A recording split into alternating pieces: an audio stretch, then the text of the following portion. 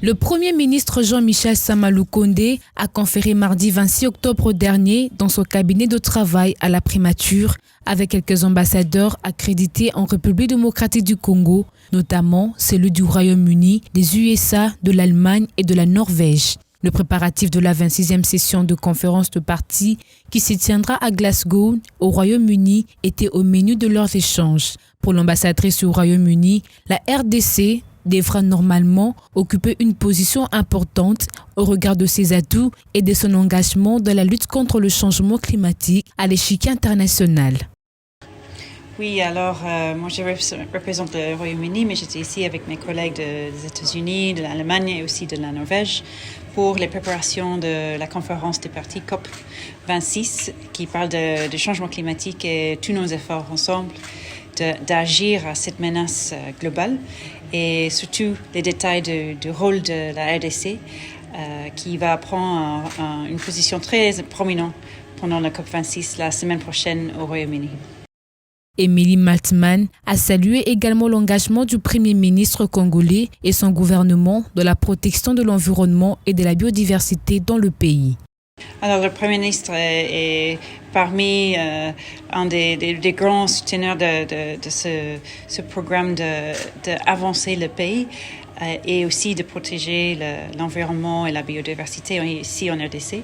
Nous avons travaillé beaucoup avec le ministre de l'Environnement, mais bien sûr, c'est plus que l'environnement. En fait, les efforts impliquent beaucoup de secteurs, le territoire, aménagement de territoire, le transport, énergie, commerce. Il y a beaucoup. Donc, le Premier ministre est très important dans toutes les planifications de l'avenir et les programmes et les engagements du gouvernement de la RDC. Signalons que les principales discussions de la COP26 porteront sur les objectifs de neutralité carbone, les politiques visant à aider les communautés vulnérables à s'adapter aux conséquences de la crise du climat et les moyens de financement. Réunis dans un atelier lundi 25 et mardi 26 octobre 2021 à l'hôtel Sultani de Kinshasa, les experts de la société civile, des institutions publiques, des entreprises extractives et des partenaires techniques et financiers ont adopté un projet d'arrêté visant la bonne gestion, la répartition et la location de la redevance minière pour booster le développement en province. Le coordonnateur national de l'initiative pour la transparence des industries extractives, ITIE RDC, Jean-Jacques Kayembe, explique. Depuis que le code minier est en vigueur, nous sommes passés dans toutes les provinces et nous avons remarqué que rien n'est presque fait. Alors nous nous sommes résolus en faisant plusieurs ateliers qu'il faut à un certain moment faire un atelier des experts venant de toutes les parties prenantes pour réfléchir et mettre fin à cette situation. C'est pour ça que nous sommes là, pour qu'au moins cette fois-ci, que la redevance minière soit bien gérée, qu'elle soit bien affectée, pour que nous puissions constater ce que le législateur a voulu mettre dans la révision du code minier de 2018. Donc il y a un projet qui avait été déjà fait, qui est monté jusqu'à la commission des lois. Lorsque nous sommes entrés en possession de ce projet, nous avons remarqué qu'il y a beaucoup de choses qui n'ont pas été prises en compte dans le cadre de la superposition ou dans le cadre du chevauchement de certaines ETD et provinces. Plus de 3 ans après la révision du code minier qui a fixé une clé de répartition de la redevance minière pour favoriser le développement des provinces et des entités territoriales décentralisées, le constat reste malheureux. D'où le sens de ces assises de 2 jours organisées par le secrétariat technique de l'ITIE RDC avec l'appui du centre Carter pour voir comment remettre les choses dans la bonne direction. On a discuté avec toutes les ETD, toute la société civile sur toute l'étendue de la République. Je vous informe que après les résolutions de cet atelier des experts, nous allons revenir auprès de la base. Nous allons faire un grand atelier, soit dans le Haut-Katanga ou dans le Lualaba, avec une large participation, pour que ces résolutions soient adoptées, afin que nous puissions arriver à avoir un texte qui réglemente la répartition de cette redevance minière, parce qu'il y a beaucoup de conflits à ce jour. Et puis il y a beaucoup de textes qui sont contre la loi même, qui sont appliqués soit dans les provinces ou dans les ETD. Le projet d'arrêté ainsi amendé et adopté par les experts, la balle est renvoyée au gouvernement avec une recommandation de le signer en urgence afin qu'au plus tard, le premier trimestre 2022, que ce nouvel arrêté de réglementation de la gestion, de la répartition et de l'affectation des recettes de la redevance minière soit d'application afin qu'elle contribue réellement au développement des communautés riveraines des sites miniers et des provinces. Qui commence bien finit bien, dit-on. La soutenance des mémoires Master 1 Écologie des maladies infectieuses, aléas naturels et gestion des risques et Master 2 Écologie et gouvernance des maladies infectieuses s'est clôturé ce jeudi 28 octobre 2021 dans la faculté de médecine à l'université de Kinshasa. Après les programmes de formation dispensés en présentiel et en ligne, suivis de 2 jours de soutenance des mémoires, le moment est venu pour l'équipe pédagogique de passer à l'évaluation des objectifs opérationnels de cet apprentissage.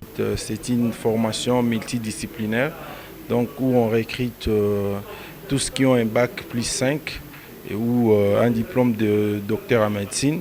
Et au finish, on termine comme étant écologiste, épidémiologiste. Nous sommes satisfaits parce qu'on a atteint nos objectifs malgré les difficultés qu'on a eues par rapport à la pandémie et nous avons eu à organiser même des cours en ligne. Donc pour nous, c'est une joie d'en arriver à ce niveau-là. Personnel actif dans le secteur de la santé publique ou autres domaines scientifiques, les récipiendaires parlent de la pertinence de cette filière de formation qu'ils ont choisi de suivre vu la nécessité d'adapter les approches professionnelles et sociétales aux enjeux environnementaux de nos jours. Cette thématique nous avait paru assez intéressante parce que c'était une nouveauté pour nous en fait et nous avions le souci de découvrir les éléments qui allaient être pris en termes d'écologie et gouvernance des maladies. En fait, c'est un thème innovant et ça traite aussi des maladies qui sont émergentes à travers le monde. Alors nous avions voulu savoir comment ça pouvait aussi nous apporter un plus par rapport à notre formation que nous avions, du fait que je suis déjà santé communautaire.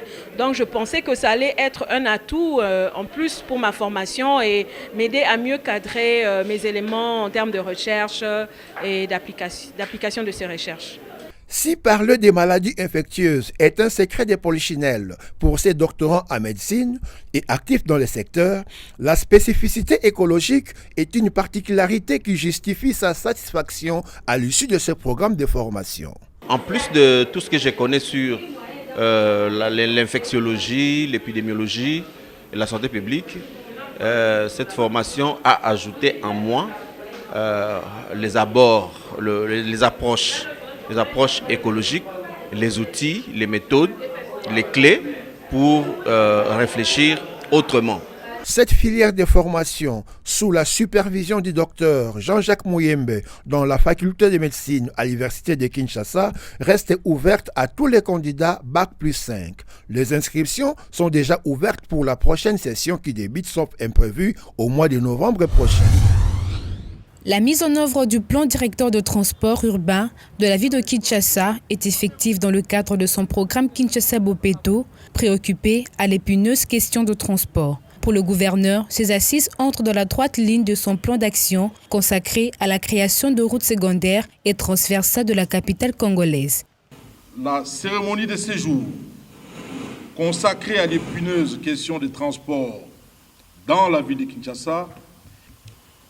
Dans le domaine des transports, l'emphase de désenclavement, comprise dans les missions du ministère des Transports et Voies de communication, précise clairement sa vision, assurer une intégration multimodale en interne et développer une interconnectivité extérieure solide et diversifiée.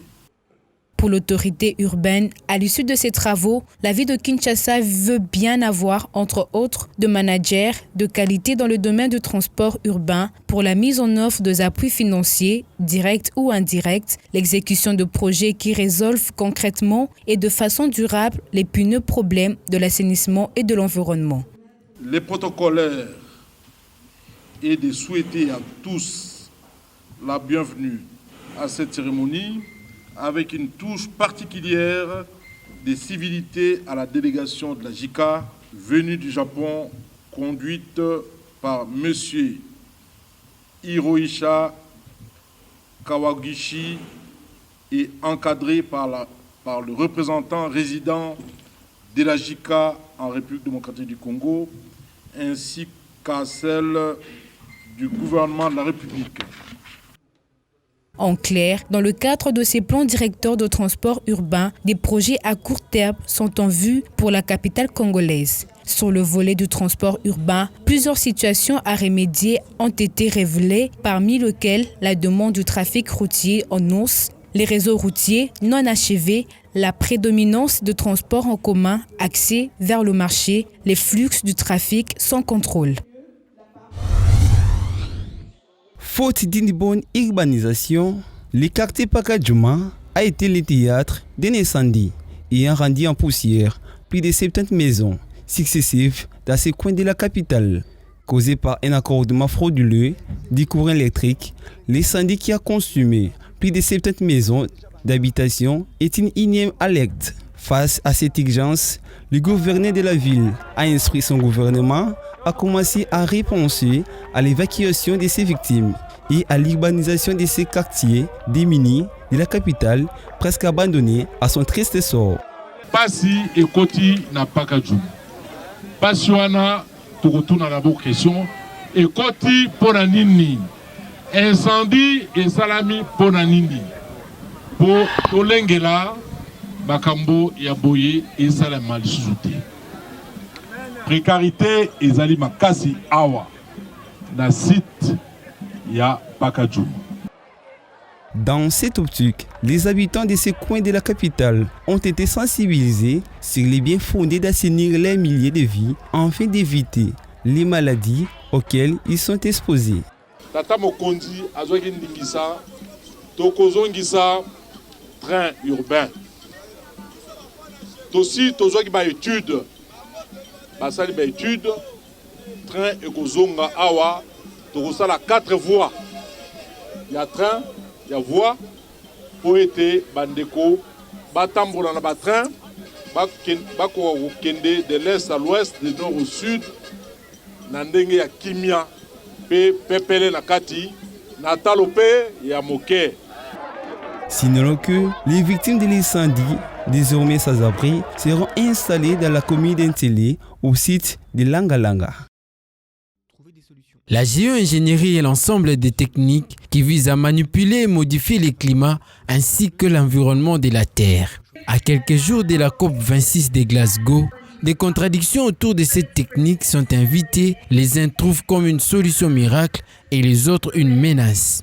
Selon un rapport publié par Shepherd en 2009 pour la Royalty Society, les techniques de géo-ingénierie visant à freiner et stopper les réchauffements climatiques peuvent être classées en 2 grandes catégories: élimination du dioxyde de carbone dans l'atmosphère et contrôle du rayonnement solaire. La géo-ingénierie, c'est l'intervention de l'homme dans la science climatique. L'idée que finalement, si les pays, les dirigeants n'arrivent pas à réduire suffisamment leurs émissions de gaz à effet de serre, un jour, les machines ou la science devra peser pour limiter les effets du réchauffement. Ça existe depuis assez longtemps, ça grimpe de plus en plus du côté des scientifiques. C'est une science qui est étudiée aujourd'hui. La grande majorité d'associations de défense de l'environnement sont contre la géo-ingénierie, mais surtout contre la modification du rayonnement solaire. Selon elles, l'idée de manipuler artificiellement le climat est contre nature. Mais effectivement, c'est un système extrêmement complexe. Donc j'ai montré qu'il y avait des effets régionaux dont on ne sait pas exactement ce qu'ils seraient, mais on peut dire avec certitude qu'il y aura des effets régionaux. Et puis après, il peut y avoir des effets sur les écosystèmes, ne serait-ce que parce qu'on modifie le rayonnement solaire, hein, on diffuse vers l'extérieur de la planète, vers l'espace, une partie du rayonnement solaire, mais on en diffuse aussi une partie vers la surface. Donc ça veut dire que la qualité du rayonnement n'est plus la même, on a moins de rayonnement direct, plus de rayonnement diffus, et ça, on sait que ça a des impacts sur les écosystèmes, par exemple. Signalons que le pays du Nord sera le seul à pouvoir développer ces technologies, alors que ce sont les pays du Sud qui seront le premier touchés par les conséquences du changement climatique. Utiliser la géo-ingénierie ne renforcerait-il pas les inégalités entre le pays du Nord et du Sud.